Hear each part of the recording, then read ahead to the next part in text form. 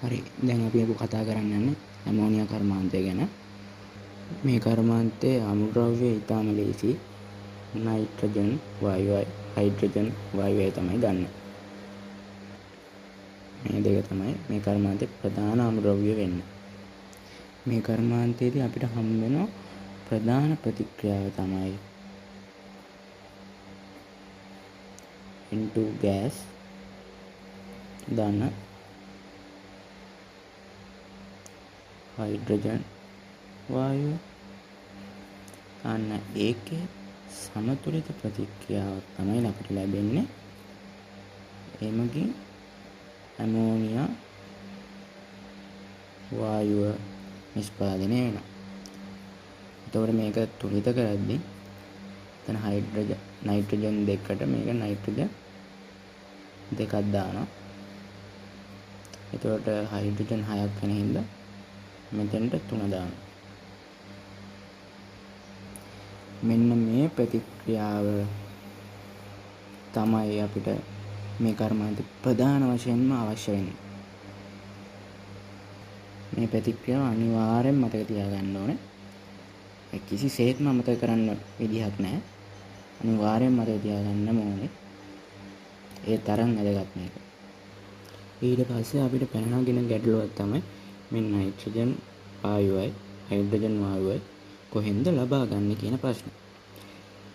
දැන් අපි හැමෝම දන්නවනේ නයිට්‍රජන් වායුව තමයි මේ පෘථිවි වායු ගෝලයේ වැඩිම ප්‍රතිශතයක් තියෙන්නේ. ඒක 78ක් කියලා පොඩි කාලේ ඉඳන් අපි දන්නවා.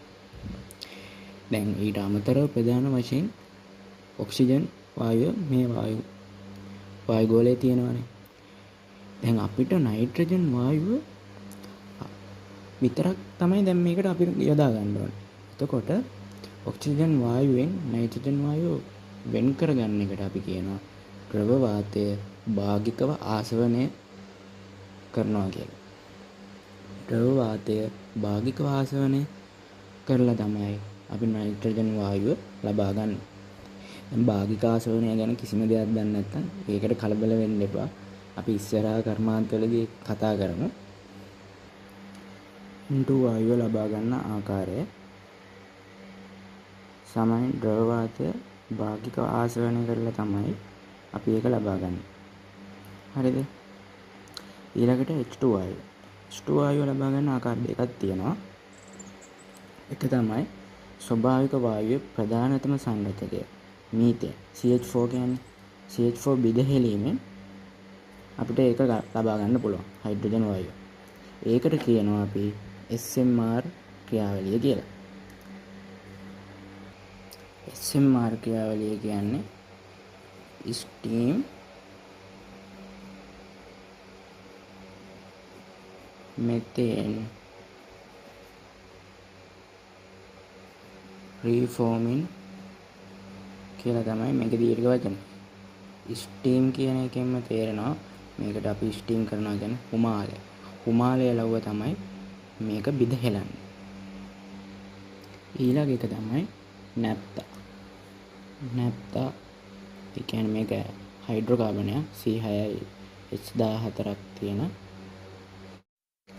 ඊළඟට තමයි නැප්තා බිඳහෙලීම මගිනුත් H2 අපි ලබා ගන්නවා. දැන් අපි බලන්න යන්නේ SMR ක්‍රියාවලිය ගැන. ඒක තමයි පළවෙනි ක්‍රමය හයිඩ්‍රජන් වායුව ලබා ගන්න. SMR ක්‍රියාවලිය කියන්නේ මේව. ඒ කියන්නේ ස්වභාවික වායුවේ මේ මීතේනුයි හයිඩ්‍රජන් සල්ෆයිඩුයි තියෙනවා. හරිද? එතකොට දැන් අපි මීතේන් බෙදහැල්ලානේ හයිඩ්‍රජන් වායුව ලබා ගන්න හදන්නේ. එතකොට මේක H2S කියන එක අපිට අනවශ්‍ය දෙයක්. එතකොට ඒ හින්දා අපි H2S හලන්න ඕනේ. ඉස්සෙල්ලාම අපි අයින් කරගන්න ඕනේ H2S. ඒකට අපි දානවා සිංක් ඔක්සයිඩ්. සිංක් ඔක්සයිඩ් දානවා ඝනයක්. ඒක දැම්මම අපිට සිංක් සල්ෆයිඩ් අවක්ෂේපය ලැබෙනවා. ඒ වගේම අපිට ජල වාෂ්පත් ලැබෙනවා. හරිද? SMR ක්‍රමය දැන් අපි බලන්නේ පළවෙනි පියවර. දැන් අපි කලින් එකේ මීතේන් අපි වායුව වෙන් කරගත්තා. ඒක හරිනේ. දැන් අපි ඒ මීතේන් වායුව ගෑස් මේ භෞතික අවස්ථාව දැනීම අනිවාර්යයි. ඒ හින්දා හොඳට මතක තියාගන්න. අමතක කරන්න එපා, ලකුණු නැහැ. CH4 ධන. දැන් අපි හුමාලයත් එක්ක ප්‍රතික්‍රියා කරනවා. පළවෙනි පියවර ඒක තමයි වෙන්නේ. හැදෙනවා කාබන් මොනොක්සයිඩ් ධන හයිඩ්‍රජන් වායුව අපිට ගන්න පුළුවන්. මේ පියවරේ හොඳට මතක තියාගන්න ඕනේ. මේ පළවෙනි පියවර සිදු වෙන්නේ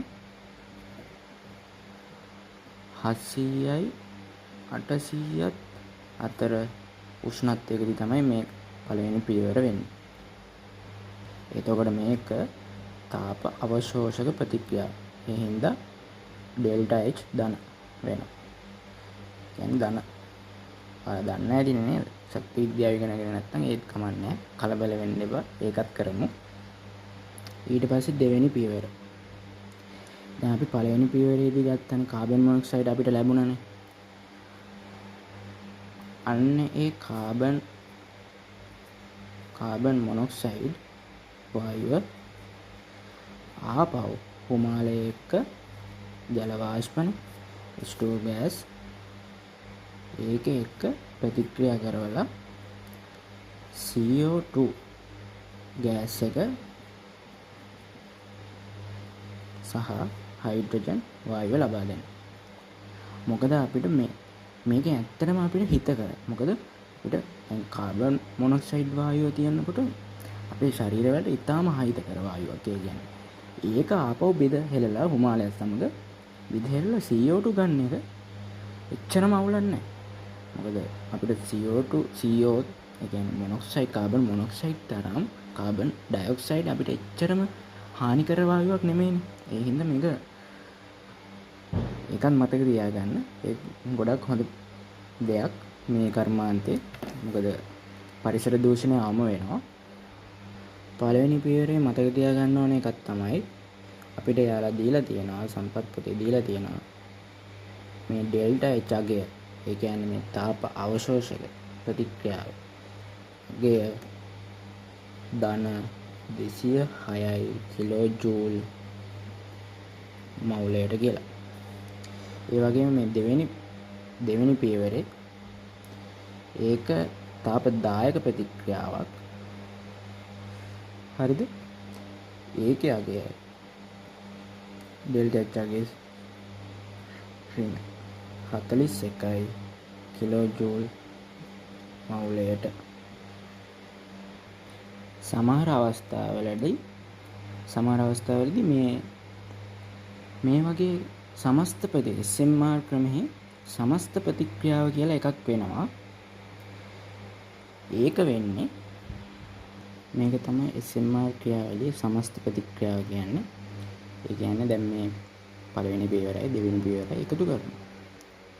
එකතු කරන්න දැන් නැත්නම් ඒකත් බලන්න.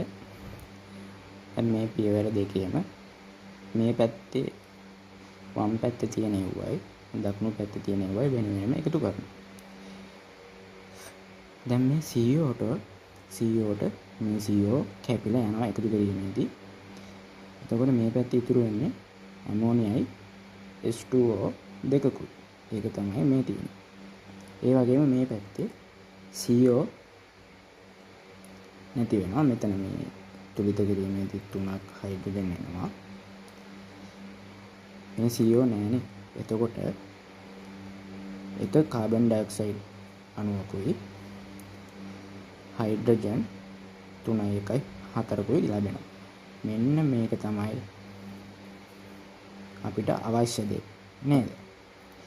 එතකොට දැන් මේ හයිඩ්‍රජන් වායුව අපිට වැඩි කරගන්න ඕන නම් ලැබෙන හයිඩ්‍රජන් වායුව අපිට වැඩි කරගන්න ඕන නම් හුමාලය තව පොඩ්ඩක් වැඩිපුර වෙනවා. ඊට පස්සේ මේ ඉදිරි ප්‍රතික්‍රියාව තවදුරටත් වැඩි වෙලා හයිඩ්‍රජන් වායුව පළ ප්‍රමාණයක් වැඩි කරගන්න පුළුවන්. ඊළඟට අපි කතා කරන්න යන්නේ හයිඩ්‍රජන් ලබා ගන්න දෙවෙනි පියවර ගැන, ඒ කියන්නේ හයිඩ්‍රජන් වායුව ලබා ගන්න දෙවෙනි ක්‍රමය, ඒ තමයි නැප්තා බෙදහෙලීම මගින්. එතකොට නැප්තා බෙදහෙලීම මගින් H2 ලබා ගද්දී ඒකේ පියවර දෙකයි.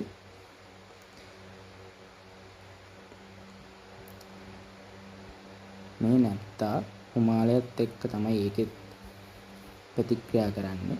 ප්‍රතික්‍රියා කරලා කාබන් මොනොක්සයිඩ් අණු 6යි සහ H2 වායු අණු මවුල 13ක් හම්බ වෙනවා. ඒ වගේම දැන් ඒ CO කාබන් මොනොක්සයිඩ් ආපෝ ජල හිමාලයත් එක්ක ප්‍රතික්‍රියා කරලා කාබන් ඩයොක්සයිඩ් වායුවයි හයිඩ්‍රජන් වායුව හම්බ වෙනවා. මේ පියවරෙන් අපි නවත්තන්න නැත්නම් මේ හයිඩ්‍රජන් වායුව හම්බ වෙනවා. එහෙම කෙනෙක්ට හිතෙන්න පුළුවන්. ඇයි දන්නවද? ඒ වගේම මේ CO මම කලිනුත් පැහැදිලි කරා ඔයාලට කාබන් මොනොක්සයිඩ් වායුව අපිට හානිකර වායුව. ඒ හින්දා තමයි ඒකත් ආපහු හිමාලයත් එක්ක බෙදලා කාබන් ඩයොක්සයිඩ් සහ හයිඩ්‍රජන් වායුව ලබා ගන්න.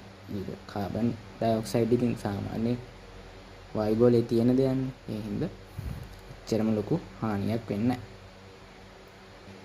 අපි දැන් ඇමෝනියා වායුව කාර්මිකව නිෂ්පාදනය කරද්දී අපි ඒකට කියනවා හේබර්-බෝෂ් ක්‍රමය කියලා. හේබර්-බෝෂ් ක්‍රමය. අපි කලින් කර්මාන්තයේදී අපිට ආවේ සොල්වේ ක්‍රමය, ඇමෝනියා සෝඩා ක්‍රමය. මතකද දන්නේ නැහැ. ඒ වගේ තමයි මේකට කියනවා හේබර්-බෝෂ් ක්‍රමය කියලා. මේ ප්‍රතික්‍රියාව තමයි අපිට දුලබව කියන්නේ මේ කර්මාන්තයේ ප්‍රධානම ප්‍රතික්‍රියාව. දැන් ඒකදී දැන් මේ කර්මාන්තයේදී ඇමෝනියා නිෂ්පාදනය කරද්දී අපිට අවශ්‍ය තත්ත්ව දෙනවා. කියන්නේ මේ தත්ත්වය ලැබුණ නැත්නම් අපිට මේක ඇමෝනියා වායුව නිෂ්පාදනය කරන්න බෑ. අමුද්‍රව්‍ය කොච්චර තිබ්බා. ඒ හින්දා අපි මේකට ගන්න ප්‍රශස්ත උෂ්ණත්වය, මධ්‍යස්ථ ප්‍රශස්ත උෂ්ණත්වය කියලා කියනවා. ඒක 450 500. මේවා අතිශය වැදගත්. මේවා විභාගයට අනිවාර්යෙන් අහන්න පුළුවන්. මේ කර්මාන්තයෙන් ඇහුවත් අනිවාර්යෙන් මේවා මතක තියාගන්න ඕනේ. ඒක ප්‍රශස්ත පීඩනයක් කියලා තියෙනවා. ඒක 250 300 ATM වගේක් ගන්න. දැන් එක්කෙනෙක්ට හිතෙන්න පුළුවන් මධ්‍යස්ථ ප්‍රශස්ත උෂ්ණත්වයක් කිව්වම මේක ඉහළ අගයක් නේ. 450 500 කියන්නේ කොච්චර ලොකු වගයක්ද? හැබැයි මධ්‍යස්ථ ප්‍රශස්ත උෂ්ණත්වයක් කියන්නේ හැබැයි මේක අපිට අනුව මේක ලොකු උෂ්ණත්වයක්.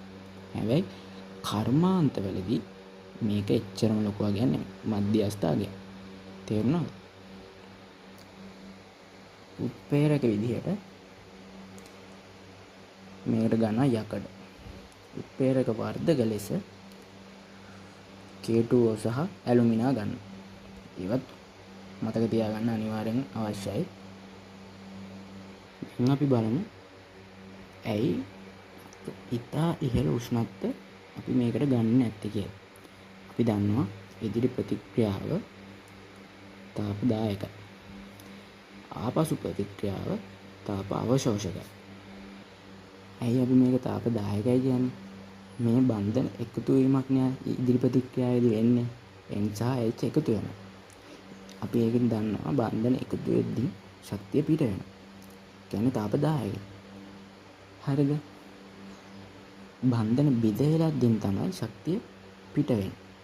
ඒ හින්දා මේ බන්ධන බිඳහෙලනවා. මේ ආපසු ප්‍රතික්‍රියාව ගත්තොත් NH3 බන්ධනය කැඩිලා H සහ N බවට පත් වෙනවා.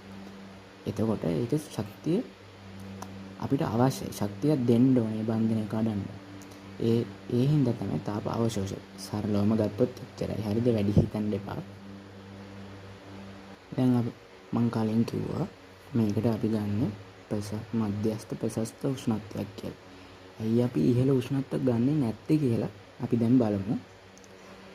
දැන් මේකේ තේරෙනවා මේකේ වායු මවුල 1යි. මේ ඉස්සර 1යිනේ තියෙන්නේ. එතකොට මේක 3යි. එතකොට මේ පැත්තේ වායු අණු මවුල හතරක් තියෙනවා ඔක්කොම. 1 3යි 4යි. එතකොට මේ පැත්තේ තියෙන්නේ වායු අණු මවුල 2යි. ඒ කියන්නේ අපි මේ ඉදිරි ප්‍රතික්‍රියාව බලද්දි මේ වායු මවුල අණු ගණන මෙහාට යනකොට අඩු වෙලා 4ෙන් 2ට බහැලා. ඔයාලා ශක්ති විද්‍යා පාඩම ඉගෙනගෙන තියෙනවා නම් කලින් දන්නවා එන්ට්‍රොපිය. එන්ට්‍රොපිය කියන්නේ ඩෙල්ටා S. ඩෙල්ටා S අගය කියන්නේ දැන් මෙහෙම මේ වගේ ඉදිරි ප්‍රතික්‍රියාවකදී ඒ කියන්නේ වායු මවුල අණු ගාන අඩු වීම ප්‍රතික්‍රියාවකදී ඩෙල්ටා S අගය ඍණ අගයක් වෙනවා. ශක්ති විද්‍යාව කලින් දන්නේ නැත්නම් ඒක කමන්නේ මේක මතක තියාගන්න. මේක කියන්නේ එන්ට්‍රොපිය කියලා. එන්ට්‍රොපිය එන්ට්‍රොපිය අගය ඍණ වෙනවා. ඒක මතක තියාගන්නකො. අපි දැන් මේක ඉහළ උෂ්ණත්වය භාවිත කරන්න බැරි වීමට හේතුව අපි මේ සංසිද්ධතා ප්‍රකාශනය මගින් ඔප්පු කරන්න යන්නේ. මේකත් ශක්ති විද්‍යාවේ තියෙන්නේ. හරිද? කමන්නේ අහගෙන ඉන්න ශක්ති විද්‍යාව බැරි වුණා කියලා වීඩියෝ එක බලන්න නැතුව ඉන්න එපා. අහගන්න. හරිම සරලයි. දැන් අපි කිව්වා කලින් ඉදිරි ප්‍රතික්‍රියාව ඍණාගයක් ගන්න කියලා. තාපදායක. ඒ හින්දා අපි මේකට ඍණාගය දාගන්න. මේ ඍණාගය කොහොමද තියෙන එකන්නේ? ඒ වගේම තව දෙයක් දැනගන්න ඕනේ කියලා හැම විටම මේ නිරපේක්ෂ උෂ්ණත්වය කියන එක. නිරපේක්ෂ උෂ්ණත්වය කියන එක හැම විටම ධන අගයක් තමයි ගන්න. ඒ හින්දා අපි ඒක කෙලින් ධන අගයක් දාගන්න. ඩෙල්ටා S අපි ගත්තා මේ ඍණාගයක් කියලා. එතකොට මෙතන තියෙන්නේ ಗುಣ කිරීම. එතකොට ඔයාලා දන්නවා ධනයි ඍණයි ಗುಣ කිරීමේදී අනිවාර්යෙන් ඍණාගයක් තමයි ලැබෙන්නේ. ඊට පස්සේ මේ ඍණාගයයි ಗುಣ මොනවාම අපිට සමස්තයක් විදියට මේ ඔක්කොගෙම ලැබෙන්නේ ධනාගය. ඔයාලා දන්නවා ඩෙල්ටා G අගය ඍණ හෝ ධනාගයක් ලැබෙන්න පුළුවන්. ඩෙල්ටා G ඍණ කියන්නේ මේක ස්වංසිද්ධතාවයෙන් වෙනවා කියලා. ප්‍රතික්‍රියාවක් ඒ කියන්නේ වෙන්න පුළුවන්. වීමේ හැකියාව තියෙනවා මේ ඍණාගයෙන් කියන්නේ. ඩෙල්ටා G ධනාගයක් වෙනවා නම් ඒ ප්‍රතික්‍රියා වීමේ නැඹුරුතාවය අඩු වෙනවා. ඒකයි කියන්නේ ස්වංසිද්ධතාවය අඩු වෙනවා. එතකොට අපි මේ උෂ්ණත්වය වැඩි කරනකොට ඉබේම මේ ධන අගය වැඩි වෙනවා. ඊට පස්සේ මේ ඍණ අගයට වඩා ධන අගය වැඩි වෙනවා කියන්නේ ඩෙල්ටා G ඉබේම ධන අගයක් වෙනවා. ඒ කියන්නේ මේ ප්‍රතික්‍රියාව වීමේ නැඹුරුතාවය අඩු වෙනවා. ඒ හින්දා තමයි උෂ්ණත්වය වැඩි කරද්දී මේ ප්‍රතික්‍රියාව වීමේ නැඹුරුතාවය අඩු වෙනවා. ඒ කියන්නේ ඇමෝනියා ලැබීමේ ප්‍රවණතාවය අඩු වෙනවා. ඒ නිසා තමයි මේකට ඉහළ උෂ්ණත්වයක් ගන්න බැරි. ඒ වගේම මේ උෂ්ණත්වය වැඩි කරන කතාව අපිට ලේ කැටලිය මූලධර්මයට අනුව පැහැදිලි කරන්න පුළුවන්. හිතන්නකෝ දැන් අපි උෂ්ණත්වය වැඩි කරන්න යන්නේ. උෂ්ණත්වය වැඩි කරද්දී මේ ඉදිරි ප්‍රතික්‍රියාව වේගවත්ව සිදු වෙනවා. හැබැයි ලේ කැටලිය මූලධර්මය කියන්නේ අපි ඇක්ෂන් එකක් ගද්දී එයා රියැක්ෂන් එකක් කරනවා. ඒ කියන්නේ අපි මොකද්ද කරන්නේ? ඒකේ අනිත් පැත්ත තමයි ඌ කරන්න බලන්නේ. හරිම සරලයි. එතකොට ලේ කැටලිය මූලධර්ම දැන් අපි මේක වැඩි කරද්දී ඇමෝනියා පළදාව වැඩිපුර හම්බ වෙනවා. ඒ වුණාට ලේ කැටලිය මූලධර්ම එහෙම බෑ. මං හදන්නේ උෂ්ණත්වය අඩු කරන්න. උඹ උෂ්ණත්වය වැඩි කරාට වැඩක් නැහැ. මං ආස උෂ්ණත්වය අඩු කරන්න. ඒක උෂ්ණත්වය අඩු කරද්දී ඉදිරි ප්‍රතික්‍රියාව වීමේ නැඹුරුතාවය අඩු වෙලා ආපසු ප්‍රතික්‍රියාව වීමේ නැඹුරුතාවය වැඩි කරගන්න. දැන් ආපසු ප්‍රතික්‍රියාව වෙලා අපිට වැඩක් නැහැ. අපිට ඕනේ ඇමෝනියා හදාගන්න. ඒ හින්දා තමයි ඉහළ උෂ්ණත්වයේදී ඇමෝනියා නිෂ්පාදනය අඩු වෙනවා. දැන් මෙහෙම ඉදිරි ආපසු ප්‍රතික්‍රියාව මෙහාට වෙනකොට ඇමෝනියා නිෂ්පාදනය අඩු වෙනවා. ඒ හින්දා අපිට ඉහළ උෂ්ණත්ව භාවිත කරන්න බෑ. දැන් ආකාර දෙකකටම අපි පැහැදිලි කරා ඇයි ඉහළ උෂ්ණත්ව ගන්න බැරි කියලා. මේ ස්වයං සිද්ධතා ප්‍රකාශනය මගිනුත් පැහැදිලි කරා. ලේචටලිය මූල ධර්මයන්වත් පැහැදිලි කරා. දැන් අපි කිව්වා මේකට ප්‍රශස්ත උෂ්ණත්ව මධ්‍යස්ථ ප්‍රශස්ත උෂ්ණත්වය තමයි ගන්න බැරි. තව කෙනෙක්ට හිතන්න පුළුවන් ඇයි අපිට එහෙනම් අඩු උෂ්ණත්ව ගන්න බැරි කියලා. අඩු උෂ්ණත්ව ගන්න බැරි. අඩු උෂ්ණත්ව ගද්දී ඉදිරි ප්‍රතික්‍රියාව වෙනවා. ඒක හරි. ඉදිරි ප්‍රතික්‍රියාව වෙනවා. හැබැයි ප්‍රතික්‍රියා ශීඝ්‍රතාවය අඩු. අපිට මේක හිමීට කර්මාන්තයක් බලන්නේ උපරිම ලාභ ලබන්න කර්මාන්තයක් කිරීමේ අරමුණ තමයි ලාභ ලැබෙන්නේ.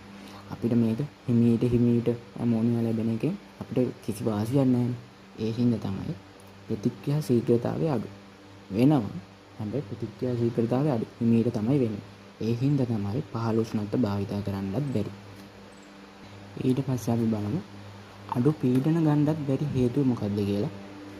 අඩු පීඩනයක් කියන්නේ සාමාන්‍යයෙන් දැන් ඔයාලා හිතන්න මෙතන මවුල 4ක් තියෙනවා. මෙතන 2ක් තියෙනවා. එතකොට වැඩි පීඩනයක් තියෙන්නේ කොතනද? ඒ කියන්නේ වැඩි පිරිසක් ඉද්දින් තමයි වැඩි පීඩනයක් තියෙන්නේ. ඒක මම දන්නවා ඔයාලට තේරෙනවද කියලා. වැඩි පීඩනයක් තියෙන්නේ වැඩි පිරිසක් ඉන්න කොට. නිදහස්නේ මෙයාලා දෙන්නේ කියන්නේ නිදහස්.